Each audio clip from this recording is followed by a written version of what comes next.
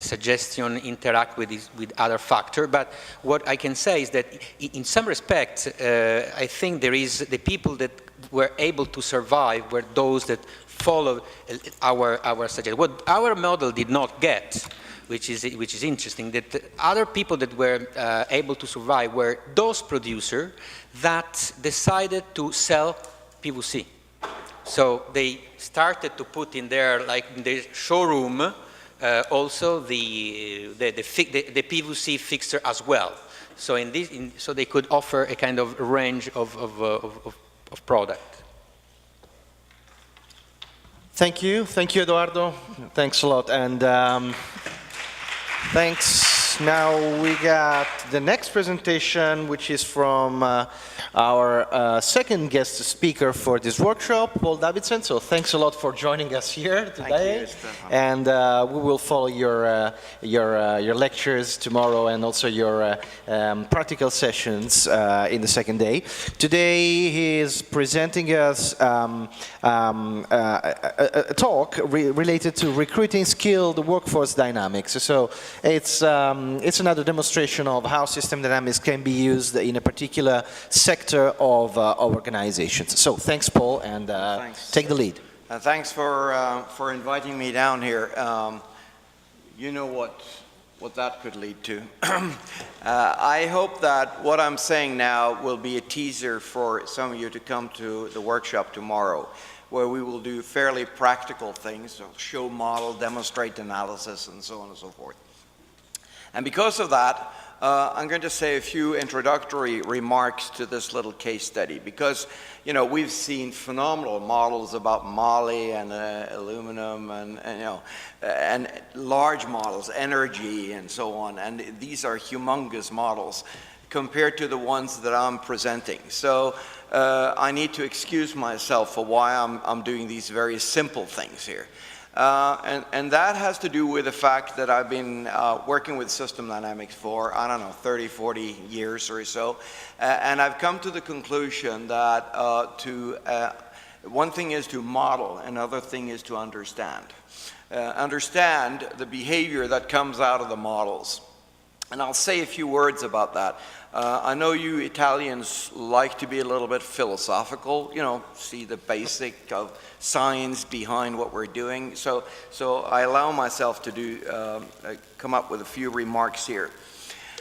The thing is that in the kind of systems that we're modeling, where there are nonlinearities and there are lots of feedback loops, the complexity of the relationship between the structure creating behavior and the behavior that feeds back is very essential to our understanding of why models and systems do what they do. And particularly this feedback from behavior to structure, which leads to structural components during some part of the history of the system governing the system's behavior, and then suddenly gradually other structures take over and govern behavior, and then maybe it switches around again. And we only see that in nonlinear systems. And what I will do tomorrow is to demonstrate a couple of examples of that kind of linking between structure and behavior, which I believe is fundamental in understanding what's going on. Now, so what I have done over the years is to make simpler and simpler models. There are people who are even more clever at making simple examples or models that make sense than I am. And the hope would be to have a model which consists of 20% of your original model, a simpler one, that explains 80% of the behavior that came out of your original analysis. In other words, identify the core structure that is responsible for the kind of behavior we have. And the reason for that is, of course, that we want to design policies. We want to influence the system, and in order to influence it in such a way with the confidence that it does the right thing for the right reasons, we need to understand where does the behavior come from. Now, so what I did, and I was very optimistic, I've been working with a very nice group of people in the system dynamics community, which does mathematical analysis of nonlinear systems. And what they do is to linearize the systems. And then they say, let's use linear analysis to understand what's going on, and that's a good idea. The problem is that the system behaves linearly over very short periods of time, specifically because it is nonlinear. In other words, you can study it as if it was a linear system over a short period of time, and then you have to change your mind and define a different linearization. And then you go on, and you go on, and you go on. So you can only understand the system over short periods of time. How long periods of time depends on how nonlinear the system is. What that tells you is that very often you cannot just say that this structure is responsible for the behavior over a long period of time, over the historic period of Mali. That's impossible. What happens is that there is one structure that's in place now that generates a behavior that gives governance to another structure that generates a behavior that gives governance to another structure. These structures are in the model. Some of them are very active, some of them are passive over periods of time. So in other words, endogenously, meaning from the inside, the system offers strength, governance to various parts of the system as it develops over time.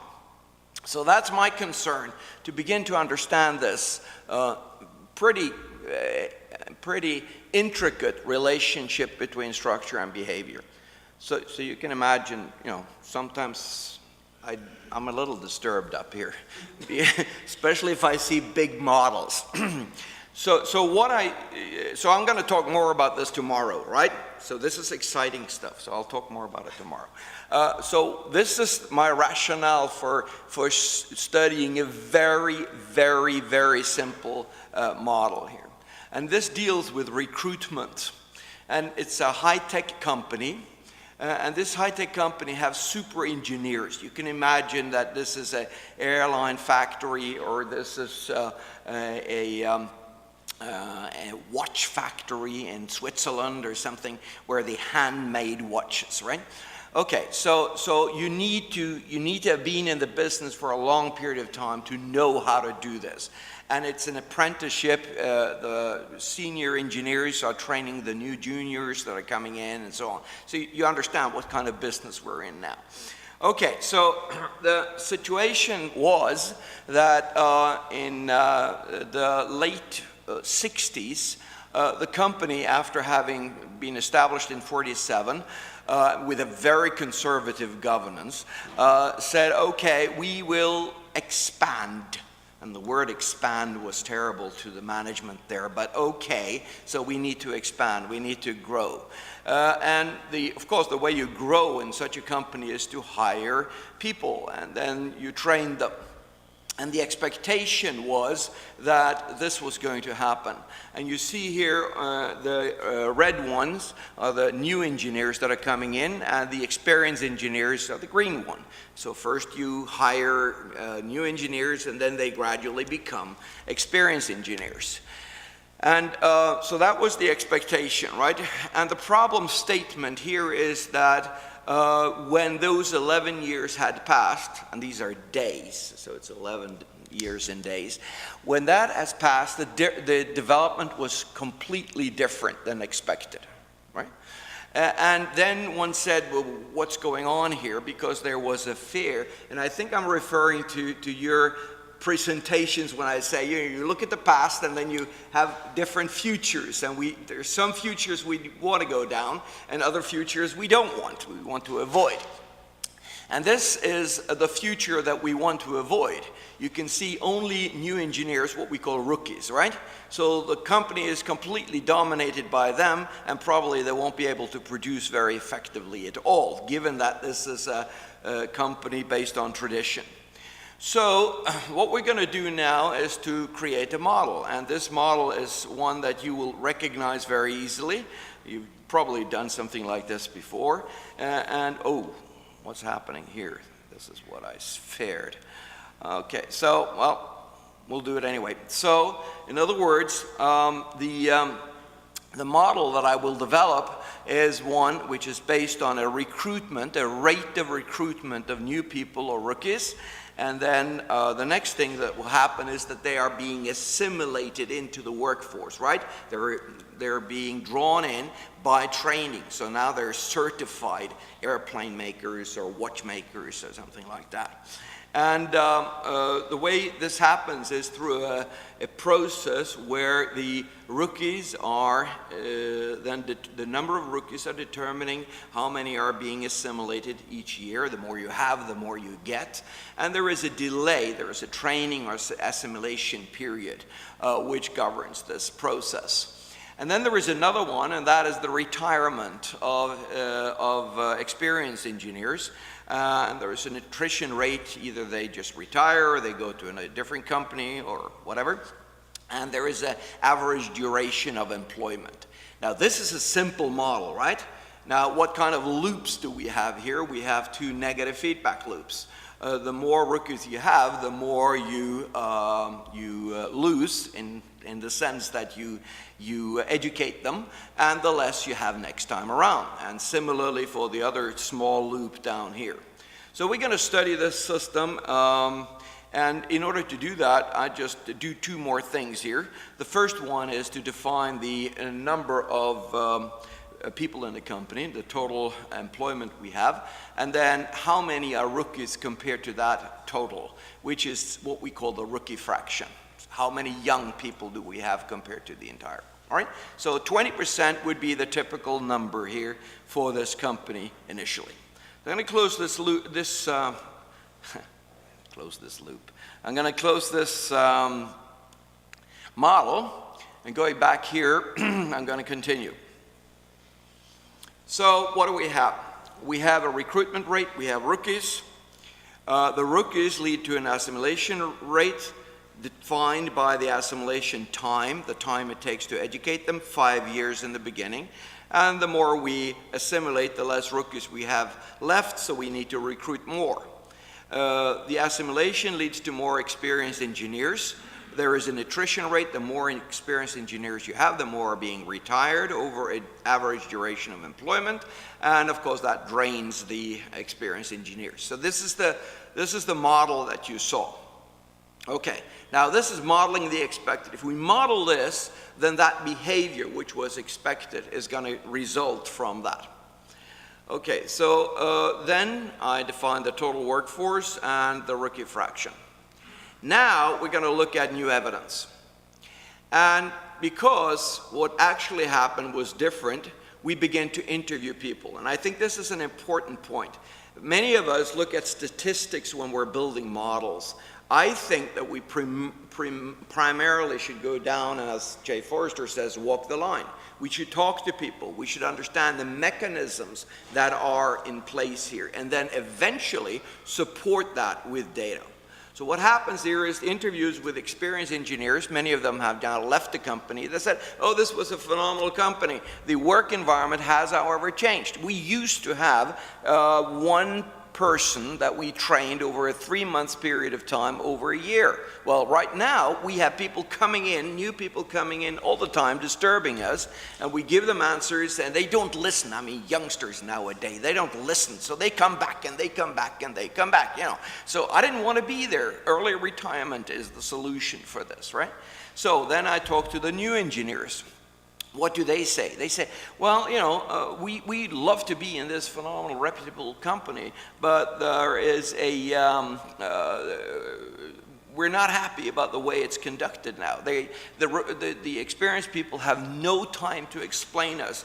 And when they explain, it goes so fast that we have to go back and ask questions again. And the teaching is such that we never pass the exam. We're never assimilated properly into the company. So while it used to take about 5 years before you were qualified engineers, now it takes forever, right? Which in fact is true. It takes about 40 years for them to be assimilated right now. So, you know, this is crazy. Notice that the two people, the two stakeholders, are explaining exactly the same thing, but from two different points of view, right? So in other words, it's the same thing that's happening, but you see two different perspectives here. And it's nice to have that kind of corroboration, because then we know, okay, we got the mechanism here. So now we're studying the data. We look at how many people do we have, when do they quit one box and go into the other one, and so on and so forth. And then we find out that if it is true, and this is where our qualitative information comes in, because what they've said is that it's the rookie fraction that really matters here. If that is what matters, if there are too many rookies in the organization compared to the experienced, then we can plot some numbers along the x-axis, namely rookies, right?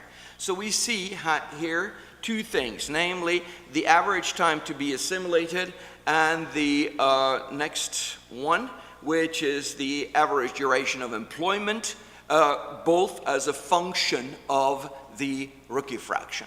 And we see here that it takes an enormously long time to get trained for the youngsters when they are many. And we see that it takes nothing for the experienced to just leave the company because they don't want to teach rookies. They want to make watches, right? That's what they want to do. So in other words, what we do now is to make a second model, and I'll do this very quickly because we have a little time. That's always happens to me. This is the model you just saw. I'm just adding two things. I'm adding an effect of the rookie fraction on the assimilation time. In other words, how fast are they getting trained? And they're getting trained slower and slower the more rookies you have per experienced engineers. And I'm adding one which says, well, there is an effect of average duration of employment. People quit if they're overwhelmed by youngsters. Okay, so what we're going to do now is to see what kind of loops are we closing. And then referring to my introduction here, I'm going to make you aware of the following fact. The assimilation time here is this, it determines the strength of this negative feedback loop. And the duration of employment determines the strength of this loop. That means that when we're closing the loop here, the system's development, which is exemplified here by the rookie fraction, influenced the relative significance of those two loops.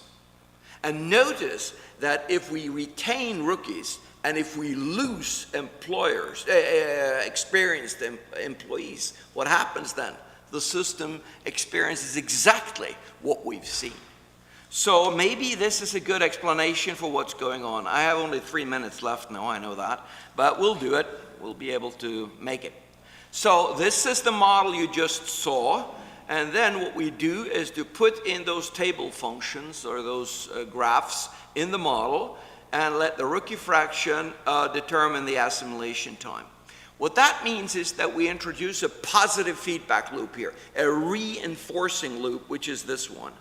And not only that, so that what that does is to say the more rookies you have, the higher is the rookie fraction, the larger is the assimilation time, the slower is the assimilation rate, and the more rookies are retained there.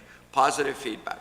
The other one, which is an interesting one, is to say that, we have the assimilation time, which is now longer, which means fewer experienced engineers are produced, which means that the total workforce is, or let's put it this way, the rookie fraction is now what? Expanded. So in other words, there are two positive feedback loops. Not only that, look at this one. We also introduced the third graph here, which says that when the rookie fraction goes up, the average duration of employment goes down, so we're losing people, experienced engineers, which means that the rookie fraction is moving in the wrong direction, right?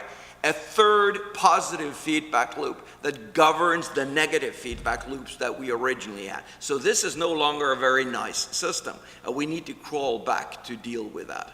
So in other words, here we're looking at how the structure creates a behavior which changes the relative importance of structure. And in this case, we are facing a tipping point. In other words, it is possible to show through the two simulation models, and we can have a look at that later, tomorrow.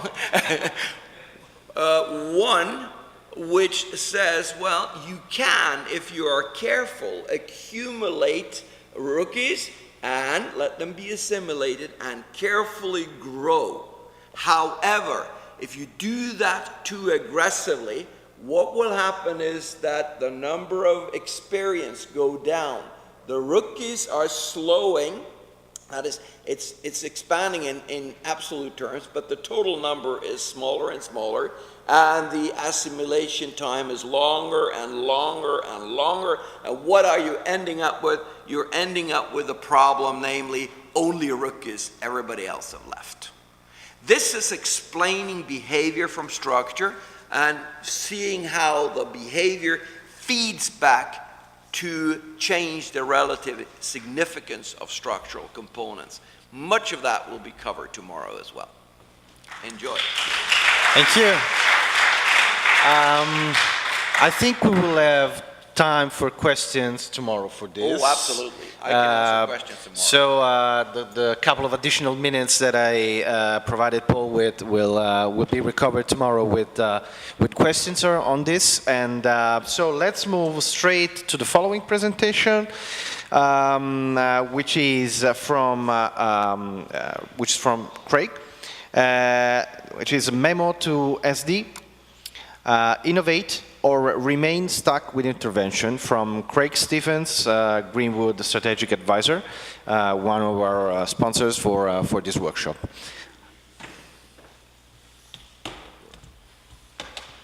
Yes, thanks. Thank you, Stefano. Thank you. Andreas and I are glad to be here. And the actual title is... link your... No. No. No, I'm not showing anything here. Okay. No, we'll provide notes for these as part of the follow-up. Innovate or remain stuck in invention, not intervention.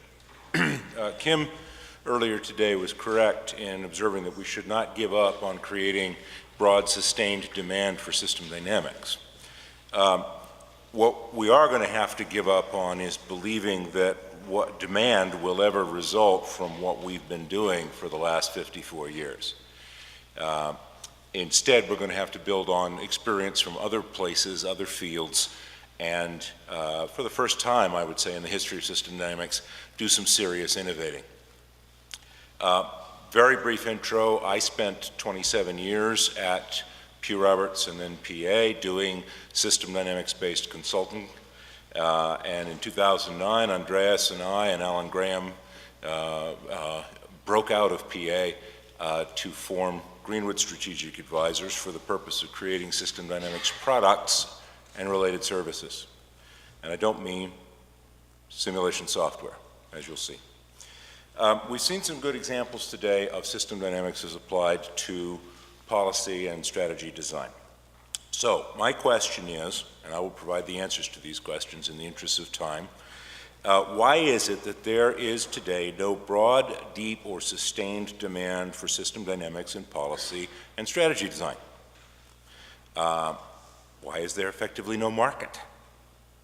There are many hypotheses as to why this might be true. 4 years ago at the 50th anniversary, Jay Forrester criticized the field for no longer writing big books about the dynamics of big important social problems. And he's right, that hasn't been happening very much. But then again, he wrote a number of such books and they didn't create any demand for system dynamics. The System Dynamics Society holds conferences and publishes really good papers on applications and their successful results. That doesn't create demand. We've done it for enough decades to know that. System dynamics-based consultancies put a lot of expertise into doing it right, and they sell it hard, and that hasn't created demand. Peter Senge came to the conclusion that system dynamics was too complex and requires too much expertise, and so he invented systems thinking, and that hasn't created demand for system dynamics. Kim correctly identified the need to avoid some common problems in system dynamics modeling, and pointed to the power of common structures in helping to avoid those problems, and all that's true. But we were doing that at P. Roberts and PA for a long time. It didn't create demand. And today, the new hot things, Foreo is, and XMile, the new proposed standard for model commonality, common access, basically says, well, people haven't had access to models, so let's give them access to models and let's make standards so that they're really accessible. And we'll see whether or not in a minute that will create demand. So, more fundamental question, where does demand originate for anything? And it's from potential customers who decide they want to be actual customers. So what makes a market for anything? It's a whole bunch of customers demanding the same thing.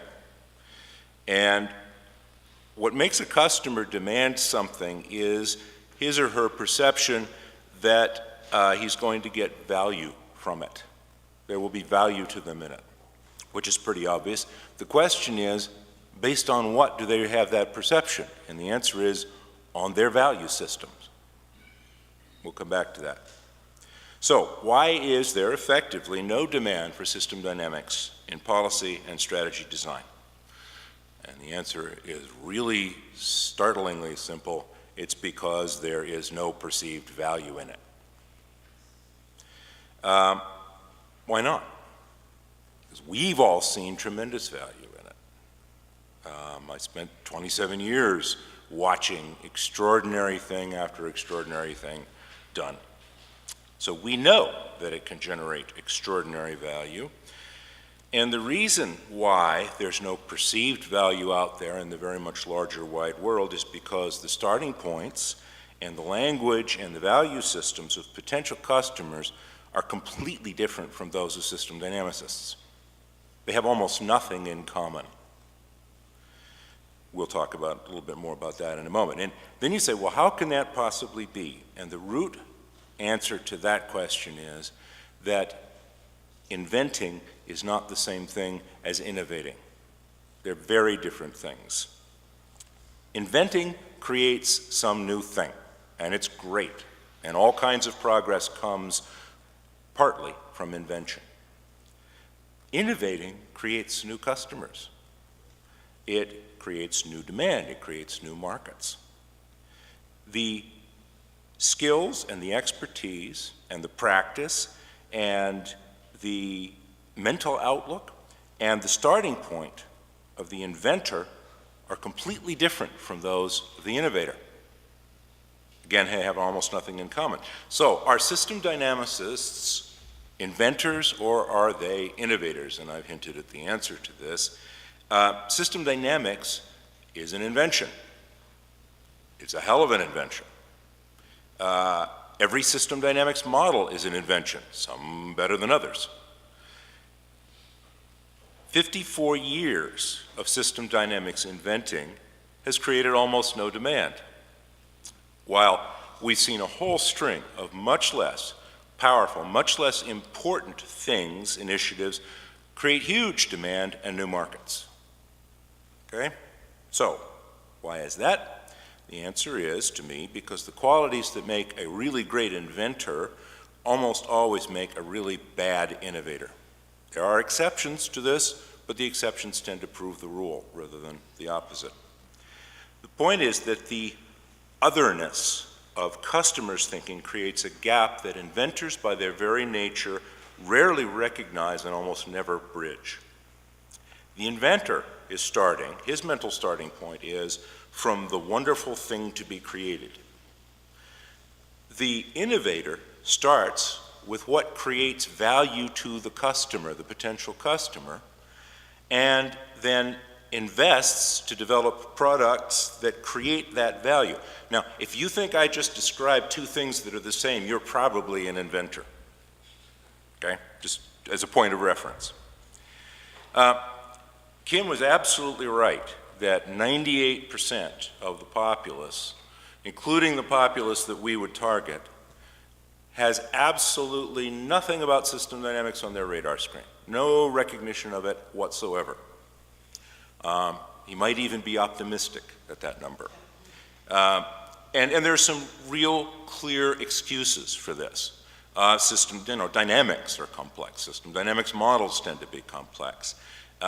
It takes a lot of expertise to properly model dynamic systems. And you do not learn this in 6 months or a year, frankly, the way most consulting methodologies are learned. And I can say that having spent 27 years there, starting at Bain & Company. They're not teaching things that take 5 years to learn. It's a fact, I think, that in our lifetimes anyway, most potential customers for system dynamics will never have the expertise that's necessary to perceive or understand system dynamics. But that's a pretty poor excuse because that's true of lots of successful innovations. We'll show you an example in a minute. The only feasible approach that we've been able to identify for creating demand for system dynamics in policy and strategy design is to acknowledge that invisibility and embrace it. It's actually a tremendous advantage in a perverse sort of way. It's secondly then to invest in products that use system dynamics not to do things that we think are neat, but to do things that customers will value. And again, if you think that's one and the same thing, you're probably an inventor. The third thing is to invest in the whole range, and this takes a lot of thinking through, the whole range of things that are needed in order for customers to perceive and access and understand and demand the product, all of that based not on our values, but on their values. We're a really unusual little group of people. You can see that because we're also an extremely small group of people. It's all got to be about their values. Here's a test example. If you look at the world today, there are tons of models in use, and it's growing rapidly. Most of them are spreadsheet-based, and most of them are really bad in some fundamental ways, okay? We all know that. There's no mystery to it. Lots of the people using those models know that too. They don't care. They just do not care. So, so here's a business idea. Let's provide all these model users with superior models. We know how to do superior models. Let's just make them available. And unfortunately, users need experience and expertise and a substantial level of it just to recognize and perceive the difference between the average run-of-the-mill model and a superior model. They don't have that expertise, and they're not going to acquire it quickly. Most of them are not going to acquire it at all ever. Okay, so providing these models is a very self-limiting process unless you're also going to provide expertise, which is a very long-term proposition. Most model users don't actually want models at all. What they want and need are the outputs from those models, which nicely illustrates the otherness, the extreme otherness of those customers and, compared to us. I got you. Thanks.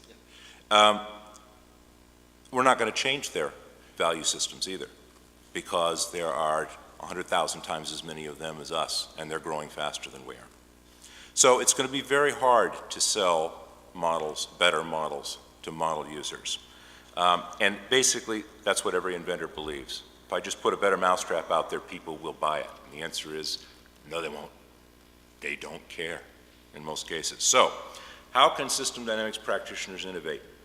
You got to embrace the otherness of the potential customers and invest in creating products that they can perceive that will create value for them based on their value systems. They want better outputs. They want better versions of the outputs they're already getting, or they want outputs that would be useful to them that they can't currently get. So what's the product?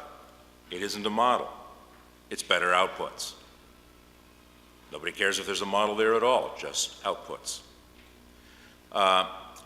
The success depends then also on innovating everything, including in the product development, everything that's required for customers to get those better outputs. And that's a lot more stuff than just the model and the outputs. Classic example of this is SAP. SAP produces, basically their product is data integration, cross-functional within organizations. The software to do that is really complex, and it requires a high level of expertise that very few end users ever have. So you've got to rely on big IT consultancies to set it up for you. And one of SAP's big innovations wasn't technical at all. It was in how to turn IT consultancies into their implementation army, which was actually selling to them as customers who needed a new product to sell.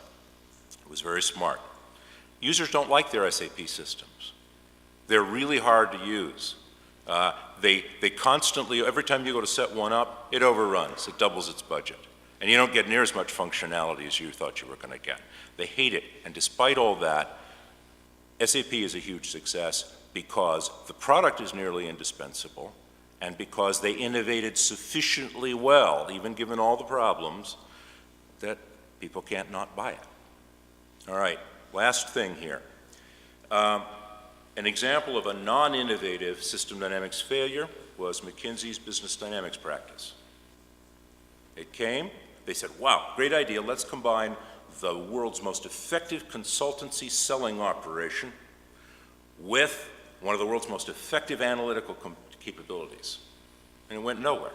There was no innovation in that at all. And the consultancy business model has some massive constraints in it that make it unsuited to system dynamics. I spent 27 years banging my head against that wall.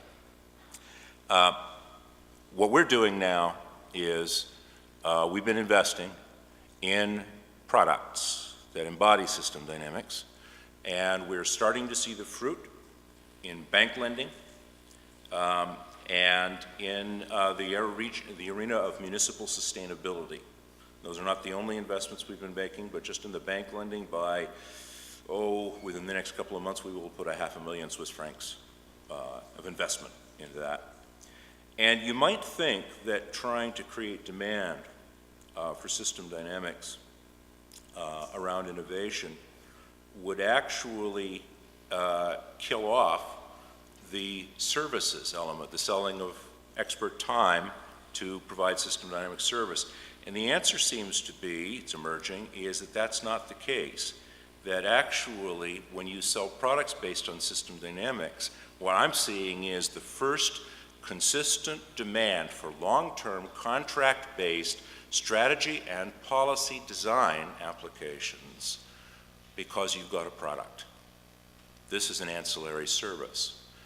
Selling your time as a system dynamics consultant is a terrible master. It makes a pretty good servant if you're basing it on products. My conclusion is that since trying to create demand for system dynamics without innovation hasn't worked in 54 years, it probably won't work in the future either. The innovation around better answers, better outputs for people who need them, will generate demand for system dynamics implicitly, but they won't be aware that that's what it is that they're demanding in most cases. Initially, the SD is going to be invisible, and that's a really good place for it to be, because we're not big enough to provide SD on any kind of scale if we actually create demand. Eventually, though, if we do that well and on multiple fronts, the demand is going to produce explicit demand for SD itself. There will be a follow-on wave of such demand. Otherwise, there isn't going to be demand. So. Thank you. Thank you, Craig. I find your presentation very interesting, and it touches several aspects that I was also discussing with Kim yesterday.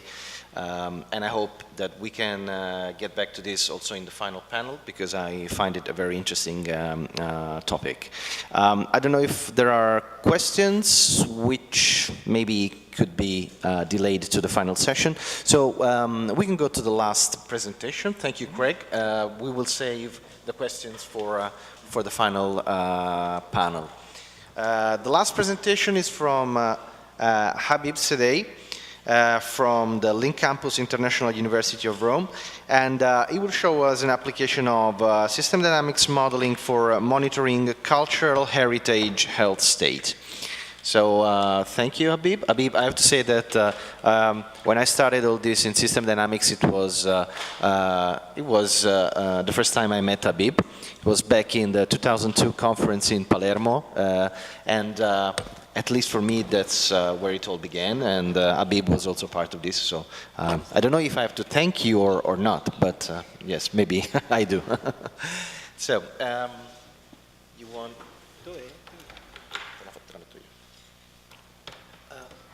After such a speech, I'm a little bit embarrassed to present a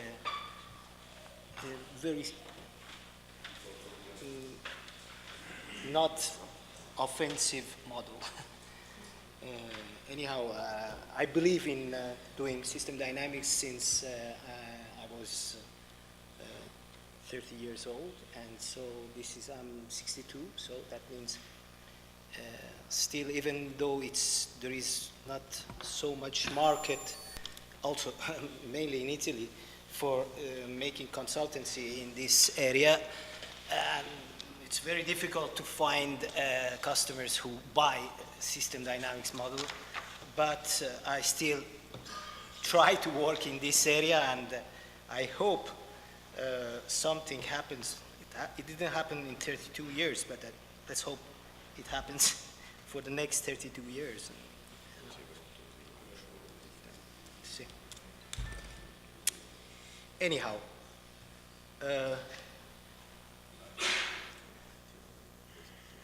yes. Okay. Well, he presented me, and I'm nowadays. I used to be in Rome University for a long time, and since 2 years ago, I finished my work in La Sapienza, this university, and now I'm just doing some courses in strategic planning and innovation, and trying to also use system dynamics and make people at least use the approach. But in the same time, I do some consultancy, and this work, which I'm going to present, this model, which is in progress actually, and I hope to finish it in time to present it for the next International System Dynamics conference, has been done inside this project, which is called Ithaca. And Ithaca is a very big, huge project sponsored by European Union, by also Minister of Instruction and Education here in Italy, and Minister of Culture. But what I'm doing with some few people is to try to make a model, and as I said, it's in progress, in order to just try to monitor I call it the health state of whatever it is, an art, I call it mobile artwork, just to exclude those artworks which are stable, buildings and so on are not considered, and to see how to try to avoid the decay of these artworks. At least to make some simulation in order to avoid the decay of these specific artworks and try to do something in order to say make it at a desired state, these artworks. So what we did till now is just to try to make a prototype for this type of model, and the specific artwork which we took in consideration is what is called paper mache. I don't know, in Italian we call it cartapesta. It's a paper sculpture made by paper and glue, mainly. And the three phases which we try to go through were first phase was the laboratory analysis. That means we tried to interact with experts. Obviously, I am not an expert of paper sculpture restoration. We tried to point out the main variables of what happens once an artwork is decaying, and people are pointed to make it restoring, and seeing if restoration is not made in time, the artwork could just be ruined. So we tried what I underlined here to make a sort of knowledge acquisition through interaction with these expert people. The second phase, which went through also the risk evaluation analysis, was to elaborate those knowledges that we acquired. And this was done through identification of a number of variables that we considered important for a sort of monitoring and risk analysis. And I tried, together with these other experts, to create a number of causal loop diagrams, and to see which subsystems were important for this sort of monitoring. The third phase, which I called knowledge formalization, that is, once we had the knowledge acquisition and elaborated, I tried to make a quantitative model, and the state of the model is in progress, as I said, which was done through defining the stocks and flows of the diagram of the system. So the main subsystems or sectors which we try to analyze and define as both causal loop diagram and stock and flow diagram were the restoration subsystem, the decay subsystem, and also linked to the decay, the preservation of the artwork, but also what we try to see, the cost and benefits of exploiting this type of artwork, because as you can imagine, there are possibility of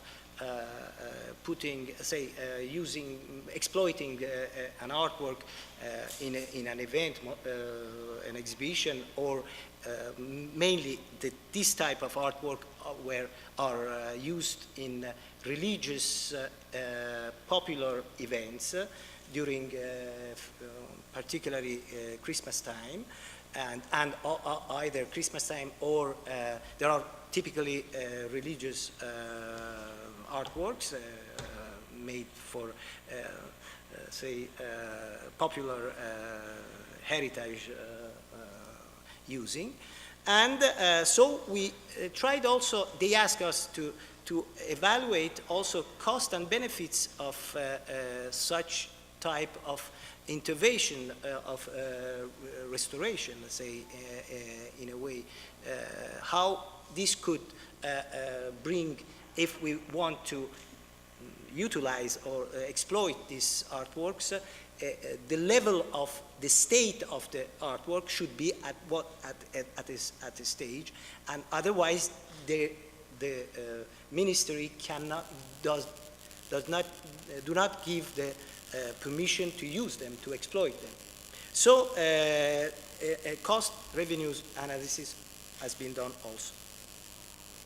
So the main, say, also risk factors which we took into account were, from one side, external events that are the natural, say, earthquake or, I don't know, raining or particular natural events which can decay the artwork where it is preserved. The technological, also the temperature and the humidity of the place where they are preserved, and also human violation. I mean, there are places, artworks which should be preserved in a way that people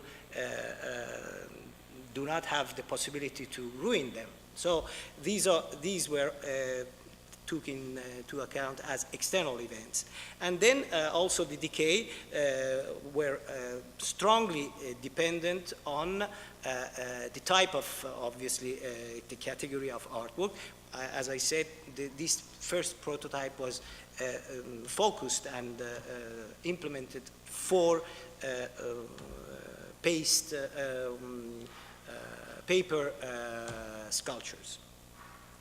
So, just to give you an idea of overall overall system model, we divided the model in the subsystem, as I said, the decay subsystem. I will show you practically the model in the PowerSim environment. And there is a restoration subsystem which takes into account the decay of the state of the artwork. And then there are cost and revenues which are defined through the exploitation of the artwork and the cost of restoration. So the main, variable or say lever is the state desired of the artwork which we want to preserve, and on the other hand, the cost, or say the revenues that which can be gained through the exploitation of the artwork. So there is also a sort of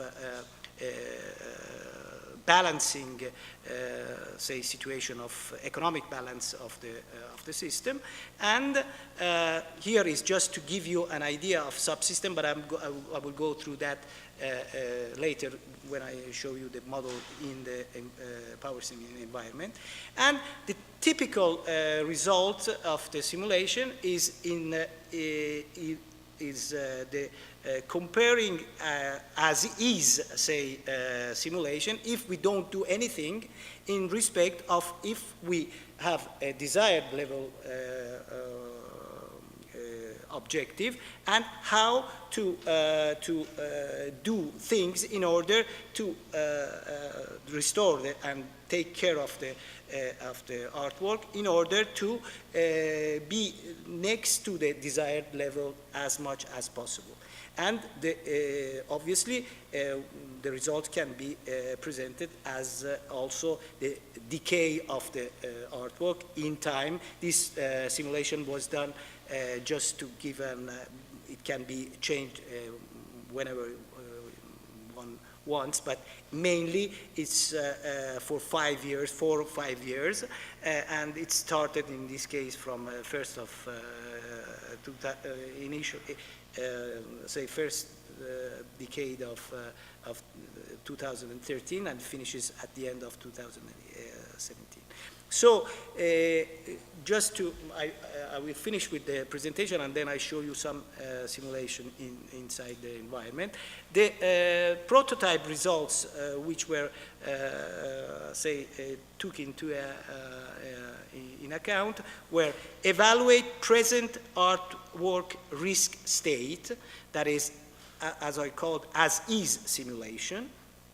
then simulate anticipated planning in order to better manage restoration costs rather than high maintenance costs in emergency, which can be much higher than making a planning way of restoration. And this is a sort of what-if simulation.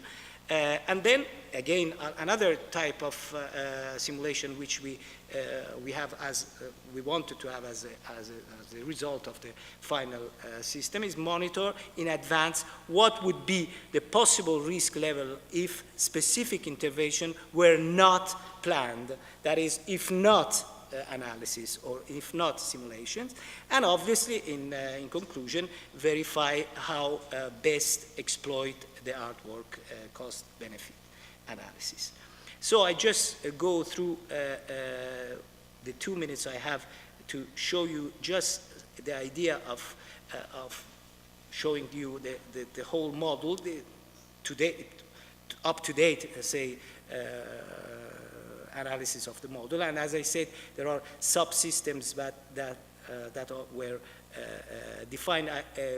We tried also to explain to the different people who interact with us, the experts, how the subsystems are divided and how they influence each other in a way or other. And then there is a sort of flight simulator panel or control panel where there are a number of levers on which the model can be simulated. And I just give you an idea of simulation. 1 minute I have, and the simulation will be less time. Let's see. This is the situation as is, just to give you a reference, a baseline. And then once I go with the simulation, here is, it tries to show how if a desired, say, level is fixed, how the model will evolve during the time scale which we have. Just to give you an idea, again, there is also a cost-benefit balance sheet, which gives the costs, obviously, in compare of the revenues that can be gained through exploitation of the artwork. I finished, and thank you very much. Thank you, Habib. Thanks a lot. I have a question on your last slide. Yes. So maybe if you want to put back your presentation. You were talking of evaluation of the present artwork risk state, which you call as is simulation. And then on the third point, you're talking about monitoring in advance what would be the possible risk level if specific intervention were not planned. Yeah. So can you just explain the difference? Because it might look a little bit the same. Yeah. Now I came to know these things because I'm not an expert of restoration. You can also do some restoration, regular restoration, which or in emergency restoration, which not only will make the system better, but it can ruin it more than not doing the restoration. So if you don't do those things, it could be better than doing some restoration. Okay, clear, thanks. Any other question? Okay.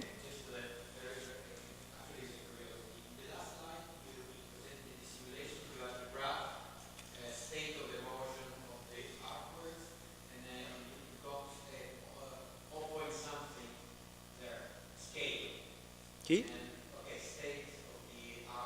Yeah, here. This one? Yeah. Ah, okay.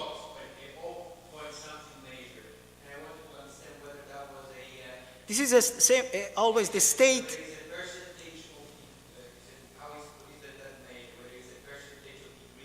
No, this is just the flow of the same, the value of the flow. It's state of the artwork per month. Okay, so So how it goes up and down in respect of the restoration,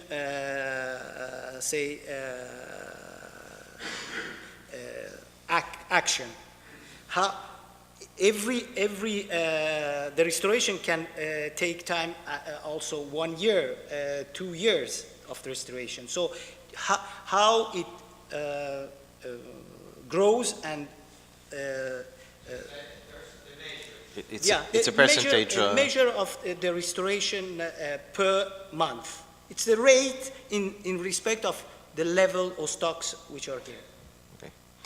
Thanks. So thank you, Habib. Just a final round of applause for him as well. And I would now kindly call all panelists.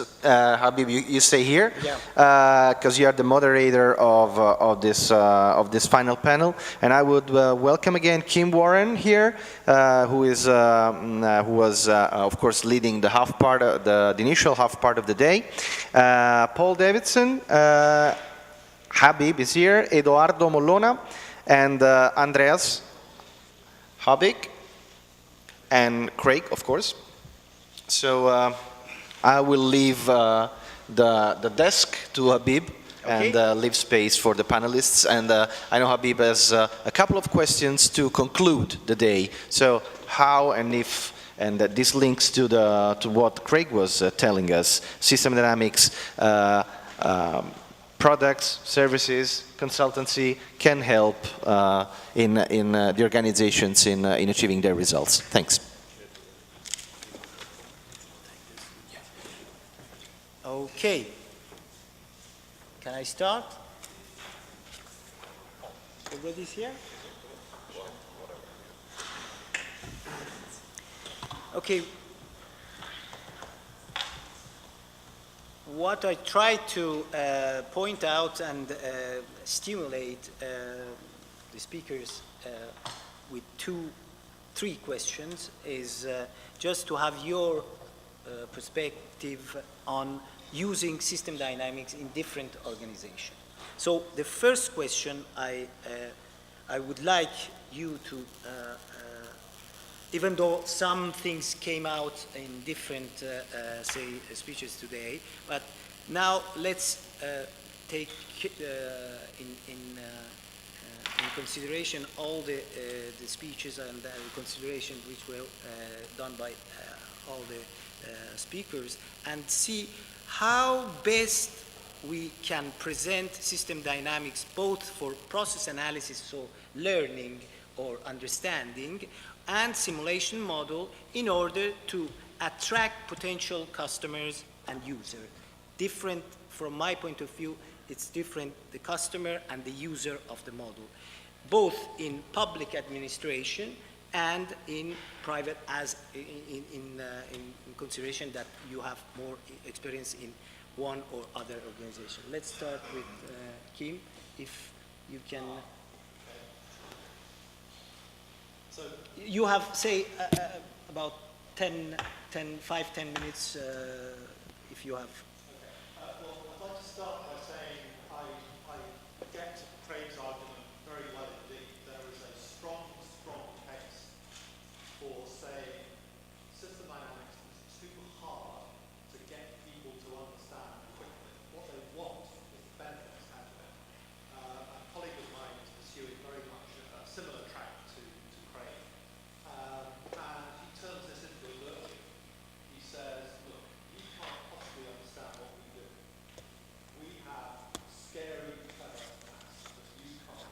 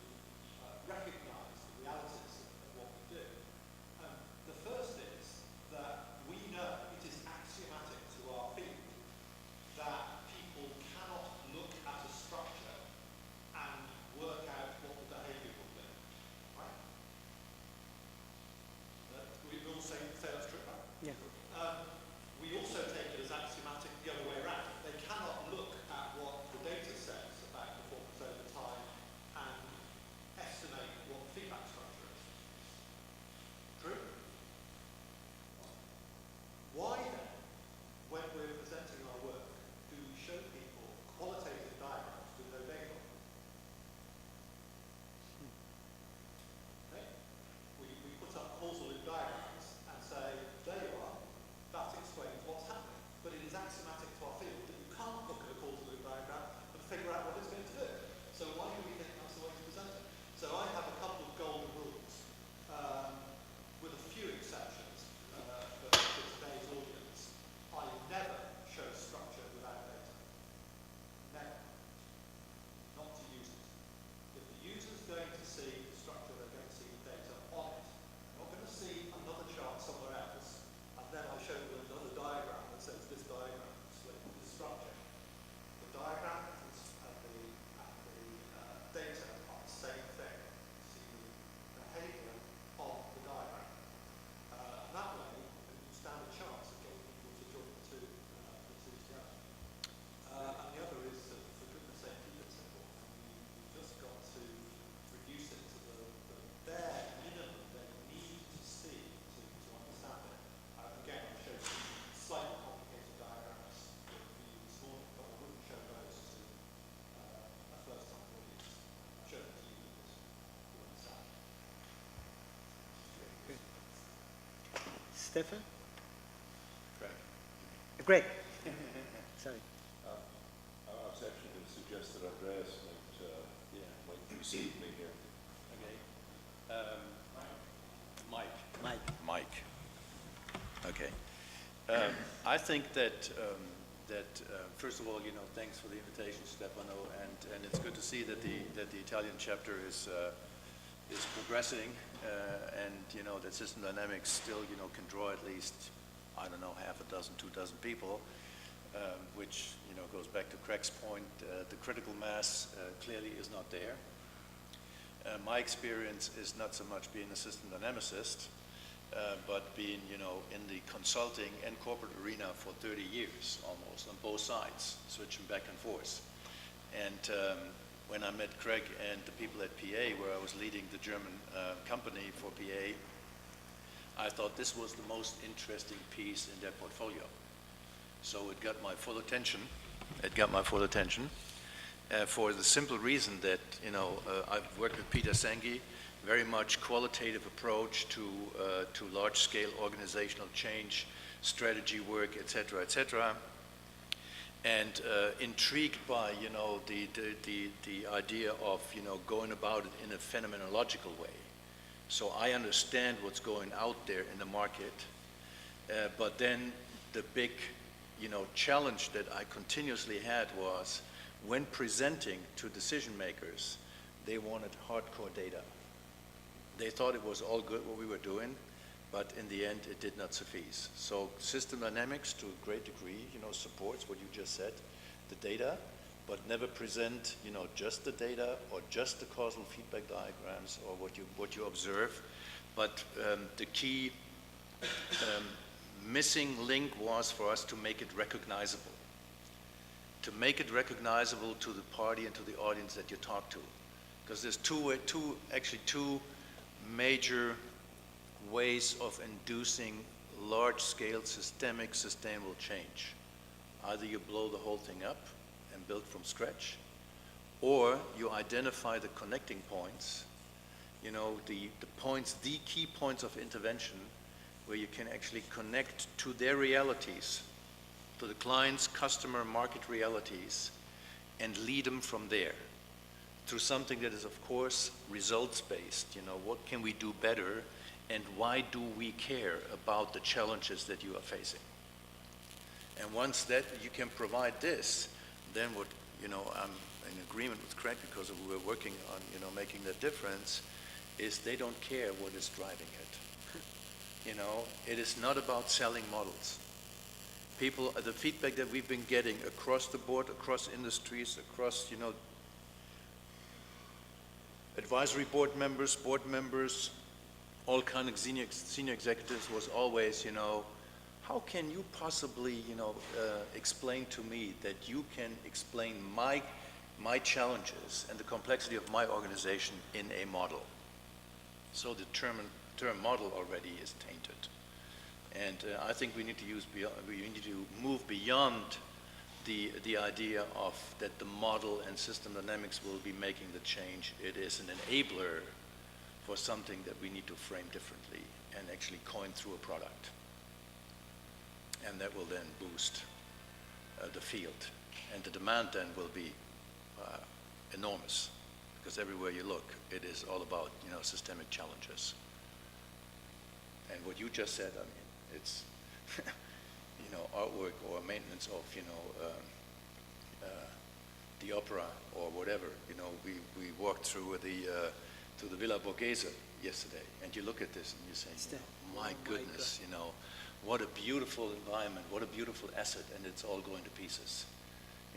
And you could go to Paris and you could say the same thing about, buildings there. So the whole thing about cities, infrastructure, maintenance issues, And this is art, this is heritage, And then you have the reality of highways, and trains and, train systems, et cetera, et cetera. It's enormous. And everyone is facing the same kind of challenge. They don't know how to go about it. And for us, it's about, producing a solution set, a product-based solution set that enables them to engage in this kind of, dialogue-based solutions to make sustainable change. Okay, don't you think, I'm just saying my point of view and then I pass through you. Don't you think, for example, and it's not easy, I know, because I do this, I try to do this, at least in Italy it's not easy, to involve more and more the user or the customer in making the model. I mean, I try to, when I present this methodology or this way of approaching, I try, and I'm not successful actually, but I try to say, why don't you take, say, half an hour every week, or say every 2 or 3 days at least in the beginning of building the model, to be involved, and you explain. The model is not something that I invent or I make by my idea. I try to use this methodology to translate what you do or you know about your job, to make it in a new way of looking at that problem. So it's not, I know well it's not easy to explain this and have their time to give, say, information about their job. But I think if we don't say just this is the model, or this is what I understood of your organization, it's not the best way to make them say understanding and accepting as the result. So more and more involve the user, say the people who will use, at least try to use that solution, in order to be in a way say who gave the information, the knowledge on which I did this with the experts of restoration. I mean, I talked with the expert and I said, look, tell me what are the variables, how you deal when you have to restore an artwork. So this is what I try to do, but not always it's possible and not always it's successful. I think there's a big difference there in the importance of that. It's very important in the invention stage of creating a simulator to have the actual knowledge of the people who are familiar with the system that is being represented and simulated. And this goes to your point, Kim. This is your question that you raised. The one reason to talk about, to show feedback diagrams, one probably valid reason to show feedback diagrams without output, is when you are in fact in the process of tapping that knowledge base, which I'm sure you've done many times, because there's a tremendous amount of accumulated human knowledge, because the human mind is a very keen observer of the elements in the system and how they connect to each other. Human mind cannot intuit how that will behave then as a result. But if you don't get that basic observatory power down, your model's not going to be right. So yes, absolutely, during the invention stage. This product that is in the process of taking off now, early stages of takeoff, for supporting financial lending, corporate lending, is one that where the client for it is not really the end user, and they're not the ultimate customers per se. They are a customer. Their view is at that stage, at the innovation stage, where you've got a whole bunch of different stakeholders in the product and its use, they don't want system dynamics to appear anywhere on it. They don't want people looking under the hood. People don't look under the hood of the spreadsheet models that they've been using now. And the people don't want it, who are using the outputs don't want to see under the hood. They don't care. What they want is for those people to see, wow, these are unusually well-integrated outputs we're getting. It's interesting, these are more internally consistent than what we're accustomed to seeing from the spreadsheet models that we've been using. They don't even know it's not a spreadsheet model. And then start saying, oh, this is an interesting form of output. We haven't seen this kind of analytical result before. Where are you getting that? He says, oh, we're using some simulation techniques. Yeah, proprietary simulation techniques. And everybody says, oh, great. And they move on. So there's a big difference depending on what audience you're talking about, which group of people. No, I showed the results I showed you right now on the state of the artwork. I showed to the expert of, and she was a woman. She said, wow, beautiful. But she's not the customer. Precisely. She's the end user. Mm-hmm. Yeah. Paul. Well, I don't have much of an experience with clients of that nature. My clients are students. And they're always very curious and very keen, so I don't have that challenge once they come to us and have discovered what we're doing. But what you are telling is very, very important and raises my curiosity here, because what you're saying is that you say people don't care. Well, people do not mind not knowing the connections and how things are interrelated and all that stuff that we're so concerned about. They don't have a scientific perspective on this, and where does it come from, and how is it interconnected, and how on earth is it possible then also to say, well, I'm going to influence that world. Not only do I adapt to it, but I'm going to somehow tap into it and either profit from it or influence it or something when I don't know where the results are coming from. To me, this is so strange. Well, do you know what? Yes. How many of us know what's in this? And how it works. Or how it works, or had any real voice or say, or this, in what went into it, or what should have gone into it, and yet these are like breathing to us. And this is what creates demand, and there are a lot of inventions that go into this, but that's not what created the demand. What created the demand was people innovating the entire design, production, delivery chain, the service chain, everything. And the primary innovation there was actually social. It wasn't even technical.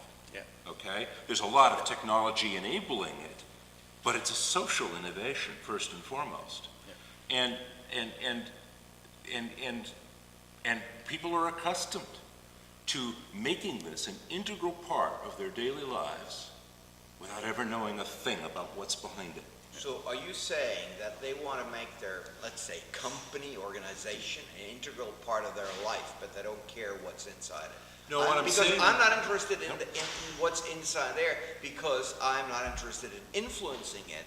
I can talk to people who can change it and maybe based on my specification make an even better thing. But I'm not going in there. But if I own an organization, if I'm part of an organization, if I'm trying to make the organization do things better, am I not then interested in how the organization is functioning? The decision makers, mostly not. What they're really, because see, that's what we care about. Because we are scientists and because our whole field is aimed at understanding the most basic causality. That's not what decision makers think about. Then I have another question. Sorry, I'm taking over here, but you know, is this true for politicians as well? Absolutely, Yes. even more so. Absolutely. And executives, do you think there's a difference between executives and Well, politicians? I'm just asking. Even more so. It is, I can tell, I mean, from our current experience and my past experience, having worked, you know, for big boards, the headline that I got for the work that I was doing was always, you can do it, you can do anything you want, literally, quote unquote, as long as it works. We support you. This is what we want as an outcome. This is the direction that we want. As long as this works, you are supported. The moment it doesn't work, you have a problem. You have a problem. But that means that you have. Can I stop? Can I stop? Eduardo. No, otherwise we don't have. We'll come back. Being here after, you know, a hand in the row after these prestigious speakers is really in a good position because actually they have told much of what you can say on the issue. I will just add a couple of things. First is that my experience is that, which is mostly, as Paul was saying, is our client are students, but still in the last 20 years, which is not a good news for you because you were my teacher, and probably not for Kim as well because he wasn't graduated at the London Business School while I was doing the PhD in 1995. So you are getting old, guys, and since I'm getting old, Same to you. yes. That's the only variable. So it's, I mean, it's really a very, I mean, it's an honor to stay here and after you. Just a couple of things, and which I point here, not particularly like high-level discourse, but simply say that, well, in my experience, I think there were important three moments. The first one, when you sell, and when you don't try to sell more than you have got and you can provide. For example, I always try to avoid any word that has to do with forecasting and try to use words as explaining and understand and something like that. The second, how you build the modeling team. So how many people and what people you put into the model team. It seems to me that it's very useful to have somebody from the accountant and financial department that knows numbers and is a very good bridge with the other part of the organization. Within the aims is also, I think, important to understand in the first place what part of the organization you are selling the model to. Of course, we are talking about large organization. So are you selling these to the strategy group or to human resource group, and how will this model circulate within the corporate eventually?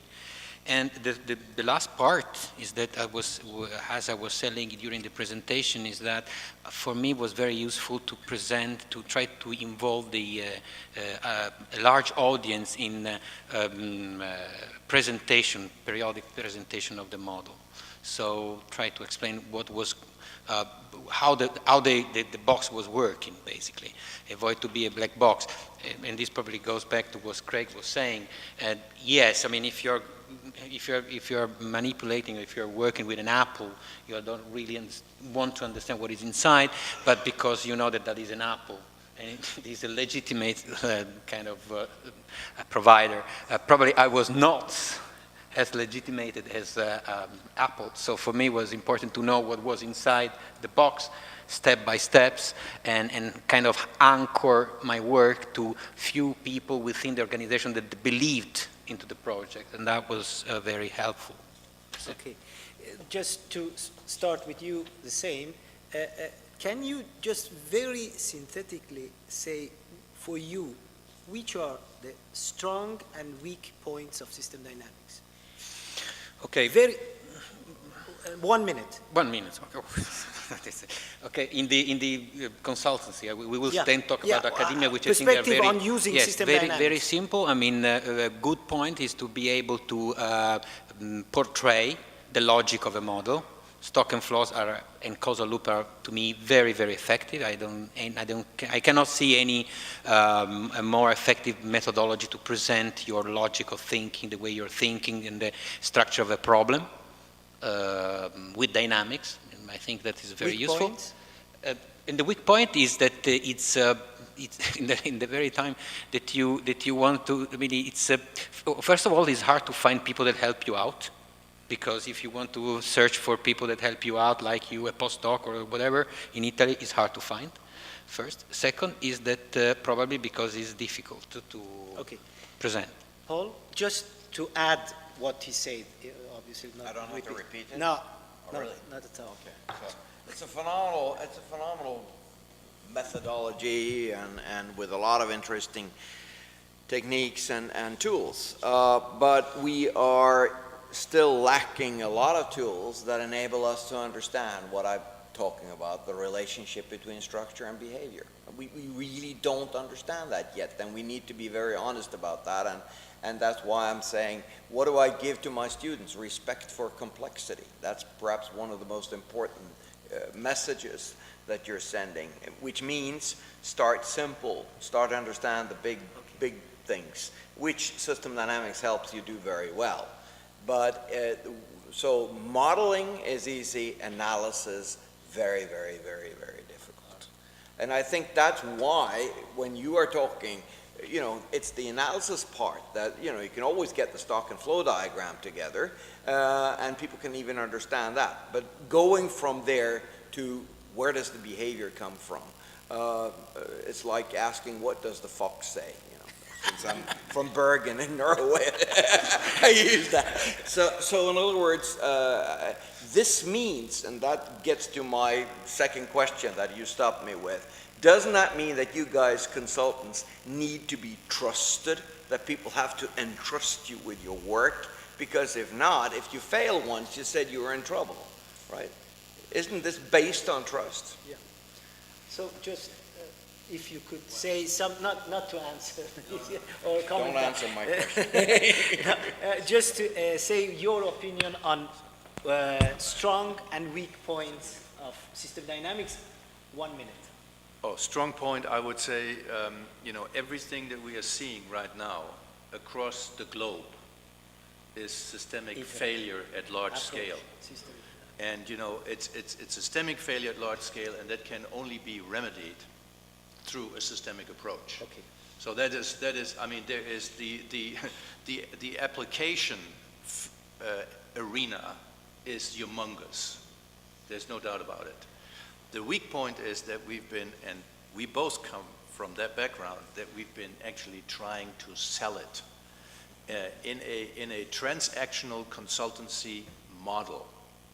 And that has proven to be, in many cases, urgency, very high, give me some fast relief, my head is swelling, you know, drill a hole into it and give me some relief. And when that's done, thank you, we call you when we have another problem.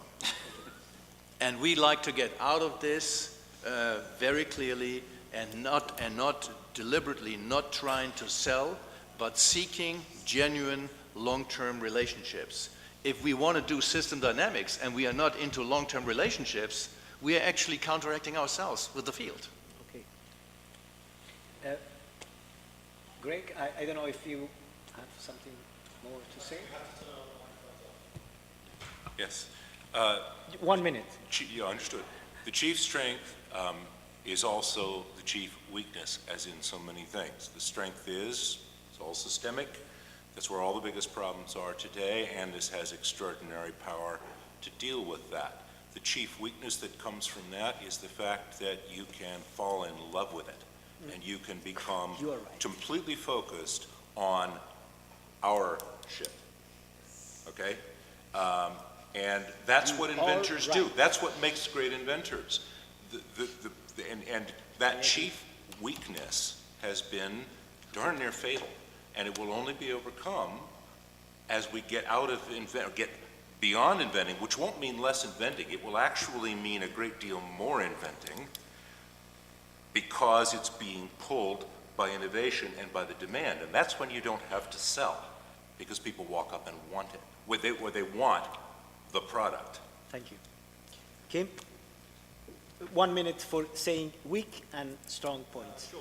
I can do no better than quote my colleague I referred to earlier, who now goes to CEOs and politicians and says essentially this: we now have the method and the technology to subject every significant decision you will ever take to testing by simulation before you actually try it. If you do not do this, you are essentially guessing, and you should go to jail. This is critical. Because you are throwing away billions of dollars or euros, or you're frankly killing people. What? It's as simple as that. You know, we have the methodology to solve these problems, so people who don't use it are being irresponsible. Weak points, it's difficult. Okay. I give the last question, and then you can comment also, start by you. What I put as the last question, and what last say perspective, is what do you think on using system dynamics combined with other methods, multi-method, hybrid modeling, to get, for example, discrete event modeling together with system dynamics, agent-based modeling, and so on and so on? If you have any experience, or you think it's a way also to attract or start going inside an organization which already uses other methodologies? No, I give you the word to you Sure. because you wanted to I'd comment. have first a comment to Kim, because I'm working now in hospital and healthcare issues. And I'd say exactly the same as your friend, namely, how can you create and manage a hospital without, knowing what you're doing in the form of simulation and all that? When, if you lift up an Airbus, before you have passengers there, you would simulate for thousands and thousands of hours. Now you put patients into the hospital, 10% of them die because of failure in the hospital, Who's to be sued by this, and who knows what happened, right? So I totally agree with you there. When it comes to agent-based modeling and other approaches, I think that might be extremely useful. They might give added value, or system dynamics can give added value to that. However, from my perspective, it is important to know, where does behavior come from? Agent-based modeling gives you emerging behavior, but you have no idea where it's coming from. And that creates a problem when you're going to come up with policy design, because it doesn't give you a handle on the structure the same way as the system dynamics model does. But mixing them and trying to figure out things using other approaches, I'm open to that. Okay. Eduardo, Well, I will now. 2 minutes. I will now talk more on the research side to speak about this. First of all, I will make a consideration. I did a survey a few years ago, and I searched for the top journals in management and organizational theory. We are talking about basically Academy of Management Journal, Academy of Management Review, Administrative Science Quarterly, Strategic Management Journal, Organizational Science, so 5, 6, Management Science, Management Science was not included. So, and I searched for like 30 years, and so I think we searched over 3,000 of articles. Well, the number of computer simulation study is very, very low. It's very, very low. It's less than 10%. And the portion of simulation study that is using system dynamics is even lower. I mean, I remember very few works, Nelson Repening, Angeli Sastri, Shane Gary, and probably others. I know another one, Maurizio Zollo, that wrote something. But so my question is, actually probably there is also a problem in the research side in the diffusion of system dynamics. And I think that, so here comes with two considerations. First, we have to raise the question, why, for example, agent-based model is much more diffused in academic research. And as we said, first, it's harder to communicate the structure, it's harder to link structure with behavior, it's harder to communicate the equation of the model, because actually it's, you make up an agent-based model with, I know, hundreds of string of computer program. So I think I try to reflect on that. We have to reflect on it. And the second consideration, is coming back to your question, is, well, yes, I think there is some, in research, there is a lot of opportunities to mix the two things. Let me say, let me give you only one example. I use the system dynamic model very often when you want to like go back to the fundamental causal structure of a problem. For example, you can use Lotka-Volterra prey-predator to simulate some industry dynamics, some, I don't know, life cycle, and that was proved useful. But whether if you want to ask, well, at the end you might come up with an understanding. For example, you can understand that this kind of population of fur is going to be reduced by 90%, almost disappear. You know, it started up of 1,000 firms and then ended up at, I don't know, 15, 20 firms. Now the problem is that probably it's very useful to add up an agent-based model if you want to know which firms are the 20 that survived and why they did. So sometimes I find very useful to, on one hand, to look at the macro epiphenomenon emerging from the structure and synthesized with the system dynamic model, but then when you want to probably understand which unit within the stocks save themselves, because, for example, they have an advantageous spatial position in the space, they are close to other people, so they can better communicate. They are in the middle of a web on a network, so you have a central position. They can brokerage in some way in respect to other actors of the network. So if you want to differentiate individual behavior within those stocks, that would be very useful. So under a research point of view, I think that first, yes, I think there is a lot of bridge and a lot of opportunity for collaboration and for integration. Second, I'm tackle with this question is why into this journal there is a lot of agent-based model and there is not a lot of system dynamics. And this is something that probably we will go back. A 1 minute, 45-second story on this question.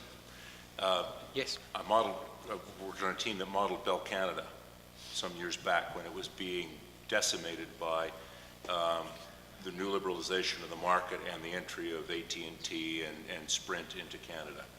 And we simulated the whole value chain, all the competitors, everything, and including, of course, the customer segments and how they responded to price and quality of service and all this sort of thing. And you talked, Paul, about emergent behavior, okay? And the problem is that things were changing so much. What we built in is rigid system dynamic structures to represent these different market segments. Same structure used for, repeated for multiple market segments, which goes with your common structures. Basically, the market hadn't read the book that said that this was the God-given eternal market segmentation, and they changed. And they started voting different ways. And you talk about emergent structure, it was like a crowd of thousands and, well, hundreds of thousands of customers who basically, in response to this new world of different offerings that they'd never before had, scattered in a completely different pattern. And we said, and Bell Canada had great data, wonderful data on the way the structures had been. It was going to be 3 years before they could get any new data. And the bottom line was the system dynamics alone was completely inadequate to deal with that. And so yes, the short answer to this question is We're way too narrow in how we think about our discipline. Simulation of dynamics is simulation of all kinds of dynamics. We have to be very careful not to be like the guy who loses his keys at night and looks for them under the lamppost, because that's where the light that we're accustomed to and comfortable with is shining. Sure. Yeah, Yes. sure. Good. Kim? Oh, you have I just something? want to briefly respond to, by the a data point. I just read today in the newspaper that for the first time a German health insurance organization published the data that there are more dead people through malpractice in hospitals than there are by car accidents a year. So, Thank you. and I would subscribe to that. And also, by the way, also the German shareholders governance codex and the codex of many organizations like insurance organizations, especially pension funds, requires their executives to look for the decision-making processes for the best available technology and support. The pity is, with all of them, nobody is reinforcing on those people the requirements. But the same thing would be true for politicians. Aren't politicians to set out to do the best for the populace who voted for them? Who is then reinforcing the promises that they make? There is no integrated view on things that could possibly correct the actions and the behaviors in those different arenas. Thank you. And this is key. It's got to be integrated. Kim? I don't have anything much to add, just to reinforce the fact that these are highly complementary methodologies which have different degrees of applicability depending on the particular question you're being asked or the situation you're addressing. But I don't think there are many more. Those are the dynamic methods. I guess people might know network analysis better than me, but maybe network analysis goes on that list as well. I don't know what else. Yes. Okay. Thank you. I just want to comment. It must be frustrating when reality is simulating faster than your model. Thank you very much. Developing faster than your model. I think the point is when you capture that, when you can see it, you know, you have an opportunity also to feed it back to your audience, you know, and see that this is real. It is not just a model, because many people, if they think of models, it's made up. You know, or it's a confined box in which you try to force fit through our reality, which of course system dynamics is not, and none of these. But we've been challenged to develop a model which can be used during very fast epidemic developments and recalibrated sort of every day in order to find out where are we moving with this development. Okay. Thank you very much to the audience who stayed till now. And sorry? I think there might be one or two questions. Yeah, sure. So just very quickly, because we are very late, but I suppose that there might be a couple of questions which are worth If there are doing. specific So any questions there? Okay. Sorry, I just... On how to make the system dynamics marketable, and I like the example of the phone and the computer, and I like to bring the examples of weather forecast and horoscopes. They're both based on models, and they provide people with a way of going about their daily business, making decisions based on those two outputs, horoscopes and weather forecasts. Now that's a winning argument there, right? Today, I got out of the house with an umbrella because there was a 90% chance of rain. If I had disregarded that simple assessment, I would have been a fool. On the other hand, my horoscope said that I had a very interesting day, so I guess in that regard, it was good. So, yeah, we have a tough job in making this marketable, and probably more us in the academics. I put myself in the academics because I'm now consulting. But I guess it's just a matter of time, and critical mass was mentioned here before. And just to give you some insight on the world that I come from, which is the armed forces, we are very aware and we have already incorporated modeling into our decision-making processes at the operational and strategic level.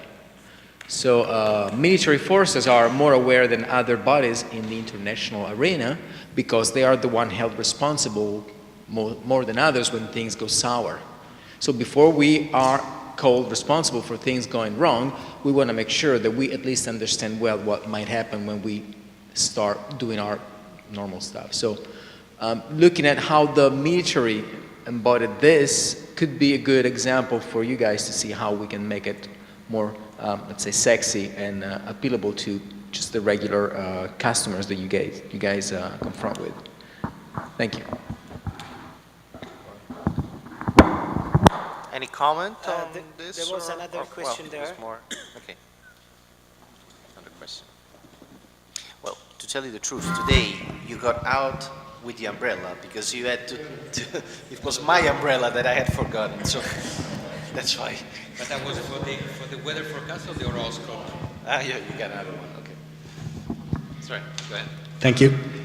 I have a question again on the first point, which is how to market.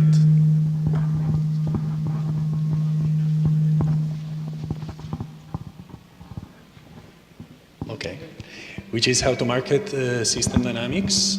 So I think in mezzo questo.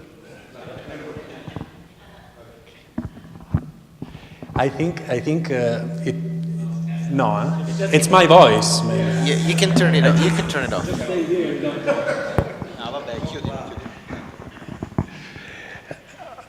Again, back to the first question, is I think it changes a little bit depending on the kind of client you are approaching.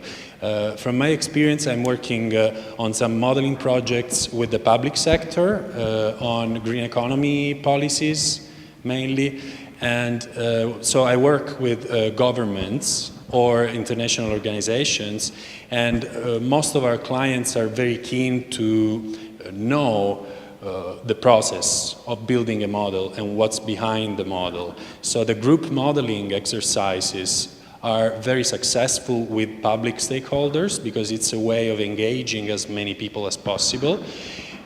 So this is about transparency of the model, but also, and in terms of, but I also realize some clients just want to solve problems very quickly, and this is what you were saying before, and they just don't want to go through a long process of model building and everything.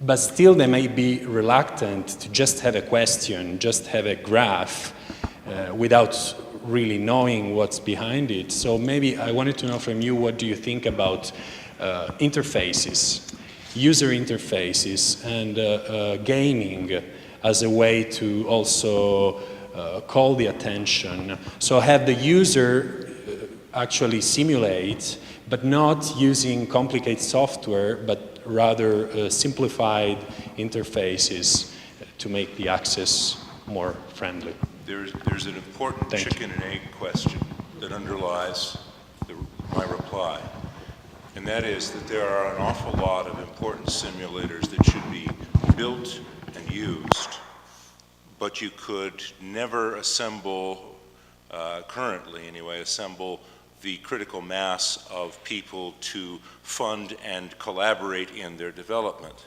A case in point is the simulator that we have built as an investment, which simulates the Eurozone economies. It is, I believe, the most powerful simulator of the Eurozone economies extant today. It's a really bleak picture that emerges from that. And it was built entirely without talking to central banks, because frankly, there's hardly a central bank around that would even let you in the door to talk about such a thing. They have their methodologies and they're happy with them. They have their models and they're happy with them. And this is the chicken and egg problem, is sometimes you just have to plunge in and say, we're going to build it and then we're going to show it to people. Now that's a very large, complex simulator. We have a very simple simulator, happens to be set up for the city of Chicago, and it shows what it takes to take, for Chicago, which is a seriously troubled but not dead American, city in a developed country, how to turn them around, literally transform within a decade the financial, economic, quality of life, energy consumption, environmental situation, debt situation of a troubled city like this. And again, we had to go in and build that, because if you try to convince Chicago to collaborate, forget about it. And let's face it, as somebody said earlier, we know what the dynamics of cities are. That was written up by Jay Forrester and Alan Graham 25 years ago, or more than that probably now, okay? This is not a mystery to us. So we built it, because until they can actually see it working, they don't even believe it's possible. And when they can see it working, you'd be amazed how they say, this is really fantastic, seeing all these connections. We don't have to go, they don't just have to see how the connections work. Just to see it happen, to see it evolve the way they know it evolves, the way to see the potential for transformative systemic intervention. And they recognize the challenges. Exactly. In that picture. Exactly. All of them. And so if we restrict ourselves to the models, we can line up some kind of a group to support us in doing, either financially or through information. We're going to be limited to an awful lot, basically we're excluding a lot of models that should already exist and be in use. But if somebody doesn't actually step up and create them, that probably won't happen at all. Okay. So thank you all. Thank you. I just Habib. wanted to thank the audience who stayed till now, and thank you to all the speakers, and let's hope to see all of you tomorrow morning. Thank you all. Thanks to the panelists. Thanks, Habib. And yeah, I just want to let you know that please don't forget anything in this room. I mean, of course, I would say, but just to remind. And tomorrow we'll start again at 9:15 with Paul, who will introduce us to a practical session for the whole day. So I just advise you, whoever hasn't done it yet, to download the demo version that we have received from IC Systems of I Think. I have put the link where to download it from with a small serial, workshop serial that lasts for 30 days. So you can go to that link and download it, and we'll start from there tomorrow. Thank you. Thanks for being for us. Okay. Thank you. Try to sleep well, because tomorrow will be